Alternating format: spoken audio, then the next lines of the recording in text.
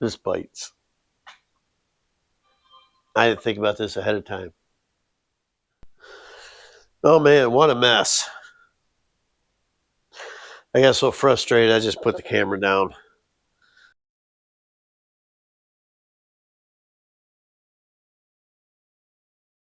Those beginning clips is me being frustrated. It's very frustrated.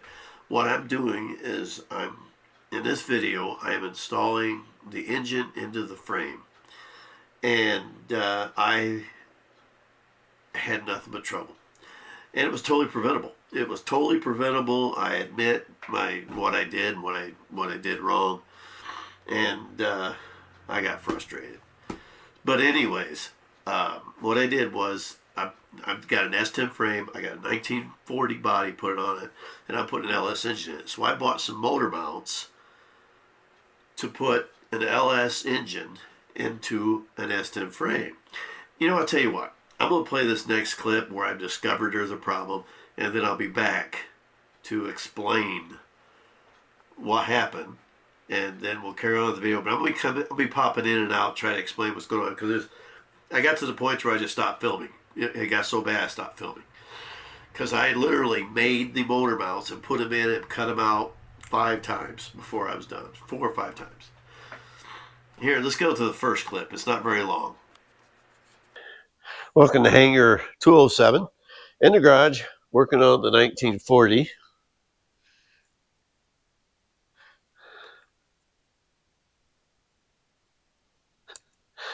Today it's motor mount time.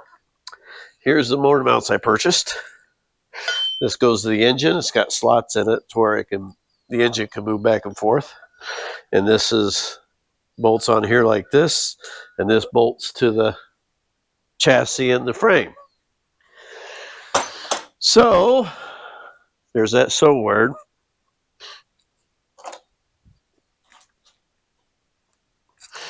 We're going to mount her up.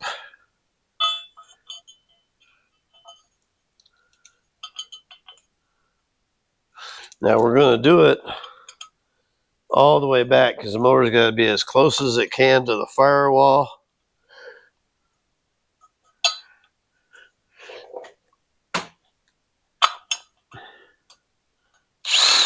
How about if I do the inward button?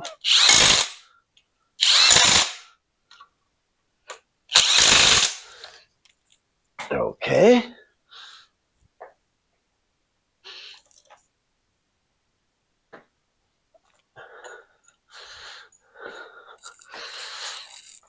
And this is going to go like this. Now I tighten this up, but this slides. If it stays in one place, the engine would slide forward and back, but we need the engine back as far as we can. This here is so we got a little bit of play on that side and this side. But this isn't looking very promising. Let me see something here.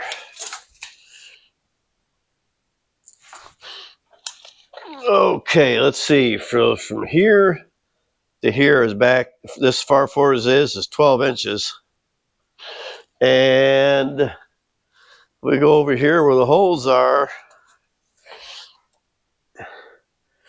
We got 23 inches.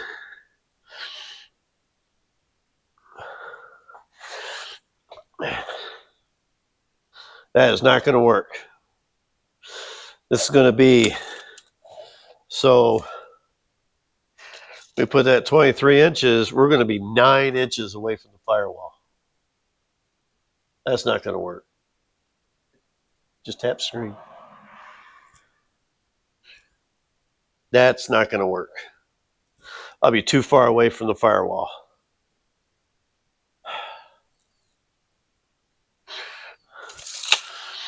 All right, it's back to the drawing board.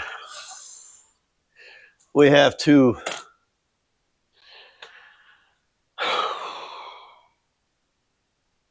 this bites.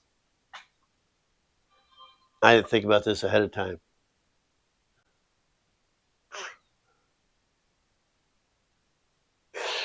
Back to the drawing board.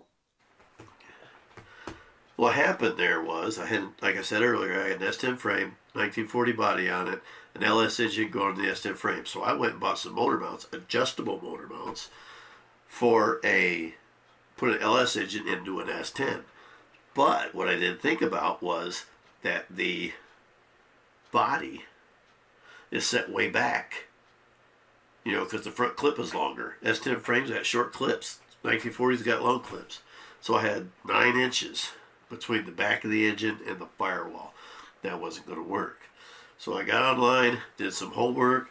What people do with the trucks and stuff, they take a plate and they bolt the motor mount to one end of the plate, and then they drill holes and bolt the front of the plate onto the chassis and set the engine. It sets the engine back.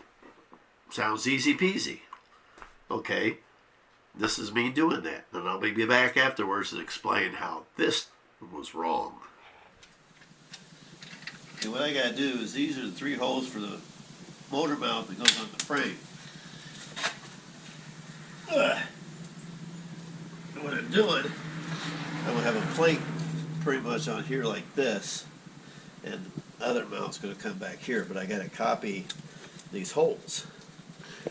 This is how I do it.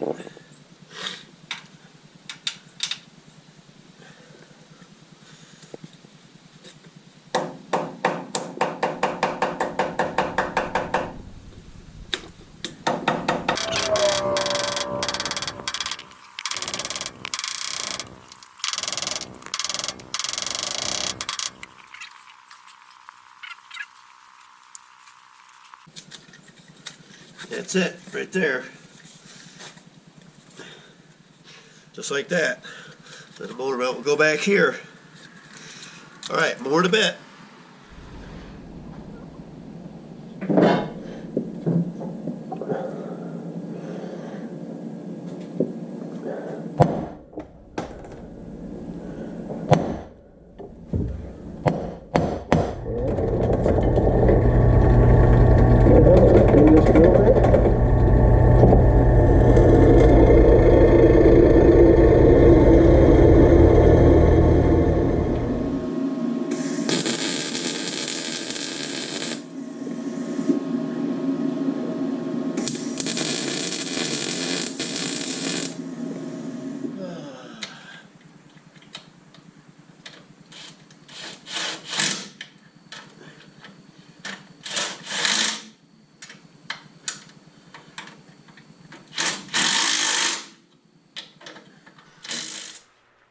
Put the plates in first.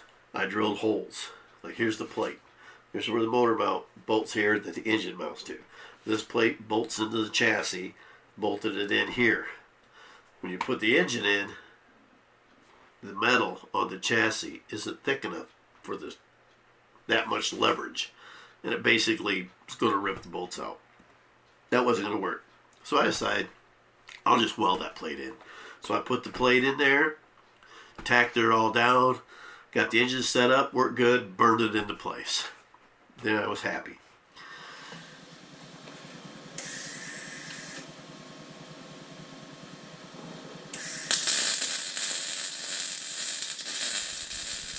I gotta line it up. Let's do some measuring. Get it lined up a little better. Whew. That was a pain in the ass.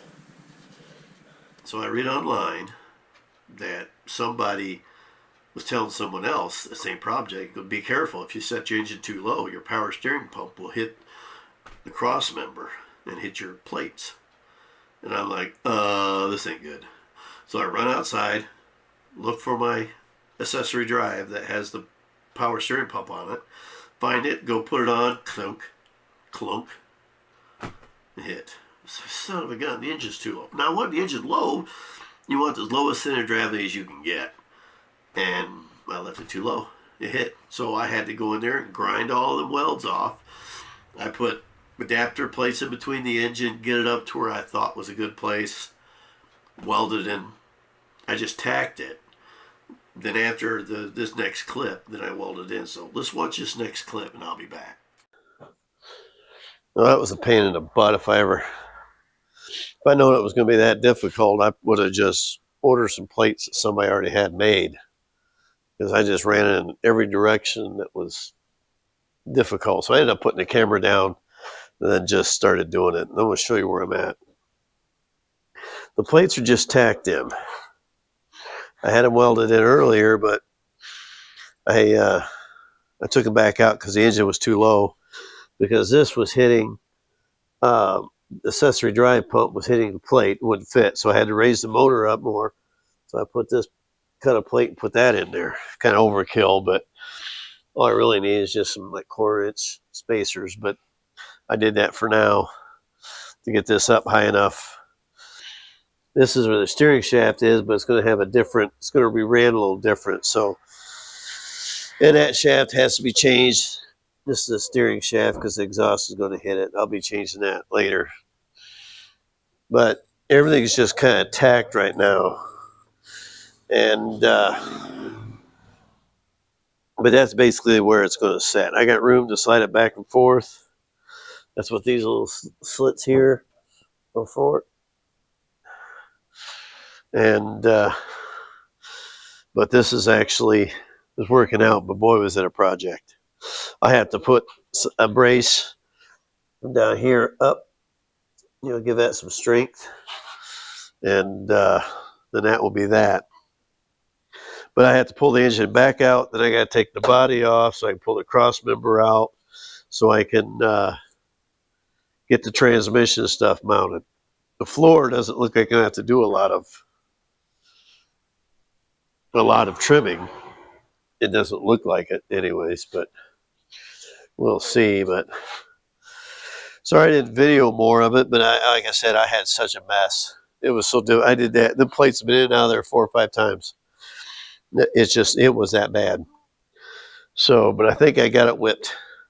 I'll pull the body off of it and I'll bring it back up here. We got to hook the transmission on, and then we got to get a cross member in the back made. That's the next step. With any luck, I can have the video going for that. We'll see. Video is yeah, we'll see. All right. What a mess. I took the car back into the other garage, took the body off, brought the chassis back over. Felt pretty good about everything. Had the plates in, I had it welded in solid, mounts in there. I'm good to go.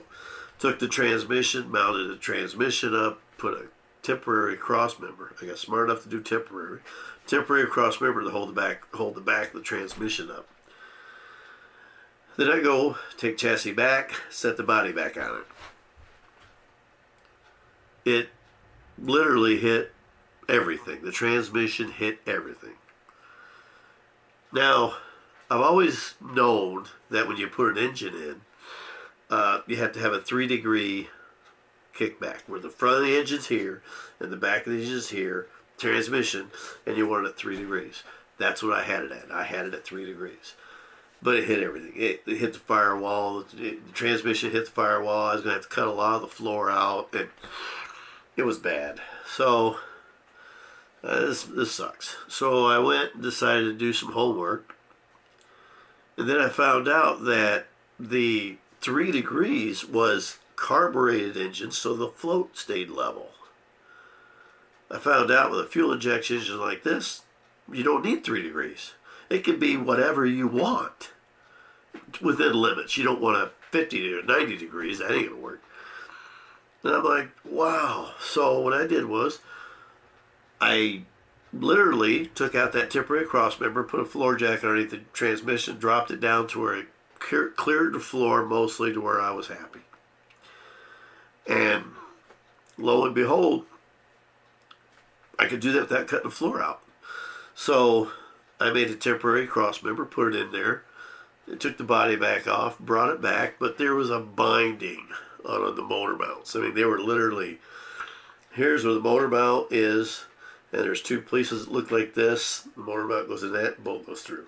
And they were binded like this. I mean, literally, it was a... So guess what I had to do? I had to cut them plates out and redo it all over again. So, and you know, the 5th time, it seemed like I'd learned, don't burn in the motor mounts. But, and then when I redid it all to get it all set up and lined up, the plates were hitting my A-arm. They weren't hitting the A-arms, but I couldn't. If I needed to change the A-arms, I'd never get that A-arm out of there. I'd have to cut that plate. I got to find a way to bolt those. So I took a piece of metal, set it on the chassis, and I tacked that in place, drilled holes, tapped it, bolted the plates to it. Got the angle I wanted for the transmission, everything. Now it's right. But I'm not welding those plates in until I'm ready. Because when I get everything all mocked up, I got to put the body back on it. When I get everything all mocked up, I get the differential in, I get that mocked up and all that done. I'm going to take the body back off, bring it over, then I'll weld everything up. Because I got some spots in the frame that needs to be fixed anyways. I'm not welding. I'm done. I should have learned a long time ago, don't weld no more. But until I'm done, and I'm not going to. Let's go outside, and I'm going to show you the chassis and what I've done. I'll be back shortly. Well, here it is. Here's the plates. Now this is the 1/4-inch plate that I welded, tacked. I don't have very big welds to the chassis right here. And here's the plates I made where I drilled and tapped this 1/4-inch plate and then ran the bolts through. Those are plenty strong. Those are going to do just fine. Where the plate comes back and this part of the motor mount bolts to the plate, and then here's this part of the mount where it bolts to the engine. And I put some washers in here to where the engine's at the spot that I wanted. Okay, now in the process of all this, after I did all that, I put the, and I didn't weld it though. I put the body back on it. Since I tilted the engine so far back, this was hitting the firewall, so I had to move the engine forward a little bit. So I basically took those plates that I had, tossed them, made new ones. I put a notch here earlier because I thought this was going to be in the way, but it isn't. It clears just fine. Here's a temporary cross member. That's welded onto it there. And then the rest is bolted up. But this is not a very good piece of pipe to use. I want to use a round pipe, but this is kind of temporary to put the engine exactly where I want it. Now when the body sets on here, I have to trim a little here, like over there, but the rest of the floor, it fits. I mean, the floor, a lot of the floor's got to be fixed, but I want to keep as much of the original, I want to keep as much of the original metal as I can. I don't know why, but it's just better that way. I don't want to replace the whole floor. So that's the way I'm doing that. So now the engine over here, I think I showed earlier in the video, this was hitting the frame here. Now it's clearing just fine. So, but I'm not going to weld these plates in permanently until I'm all done. Because I got to put the body on here, make sure it clears everything. Then the body's going to come off. The engine transmission's going to come out. I'm replacing a lot of these suspension parts. It's all going to come off, and then I got some repairing. I got to clean this spots up better here. I got some holes I want to weld in. Well, that's a body mount hole. You know, so I got quite a bit yet to do before I can right here. This is a bad spot in the frame. It's got to be fixed. And so I got a lot yet to do. This differential isn't going to be the one that's in there. Here's the differential that's going in there. That differential is a 7.5. This is an 8.5. This is a posi traction 8.5, 373 gears, but it's too wide. I have to shorten it. 2.5 inches to this side and the other side. This also is disc brakes, so I'm going to have rear disc brakes. Rear disc brakes on my 1940. Talk about fancy. But anyways, putting the engine in, and it would have been fine if I just would have done a little bit more homework. I mean, I've said all the time, you have to have a plan. You got to have a plan. I didn't have a good enough plan. I had a plan, but I didn't do enough homework. People's done this, and I didn't have a good enough plan. So I read the stuff afterwards, about the power steering pump hitting the plate. If I would have read that first time, I'd have been all right. If I would have realized, if I would have realized that the engine was going to be 9 inches away from the firewall. Could I have left it 9 inches away from the firewall? Yeah, probably. The radiator probably still wouldn't fit and everything. Problem I would have ran into, if the engine's back, you're going to have better handling and better ride and all that stuff. But I just didn't do my homework. Now I'm doing my homework on narrowing the axle, how to do it properly, and these leaf springs. These leaf springs are made for an S10 truck. So it's got an overload spring, which is also designed to help for axle wrap. Then it's got 3 spring packs. Well, I don't need 3 spring packs. I'm not going to be hauling weight in the back of it. So I should be able to remove these 2, keep this 1 leaf and the overload, and it'll lower the back end down a little bit more, which I need to come down about 2 more inches. It should lower the back down and give me a better ride. But I'm doing more homework before I start pulling springs out. I want to make sure whatever I'm doing, I only got to do it once. Mocking is a pain. That's why it's called mock-up. And the more I go, the better it is. But, I've got to make sure the exhaust manifolds fit. I got to see where my exhaust, because that cross member I made, is the exhaust going to hit it on the way back? I mean, there's a lot of things, so you don't really want to do a bunch of stuff permanent. You need to mock it so you can change it. And I learned. But the next step, I got to put the body back on it. Then I got to start see if I can work the clip, get the clip to fit, because this front end is all different. I've got to cut the front end off somewhere, and I got to get the front clip to fit. And I'm not going to permanently do anything, cut anything away until I know for sure what I'm doing. This putting the engine in was a mess. I mean, I literally just got so frustrated. I put the camera down, no more camera, nothing. I was disgusted. I was so angry because 5 times I had to cut them plates out. It was just poor planning. Nothing more than poor planning. But that's going to be it with this video. The next video. With that, thanks for watching. Hangar 207 in the garage, 1940. Hope to see you next time.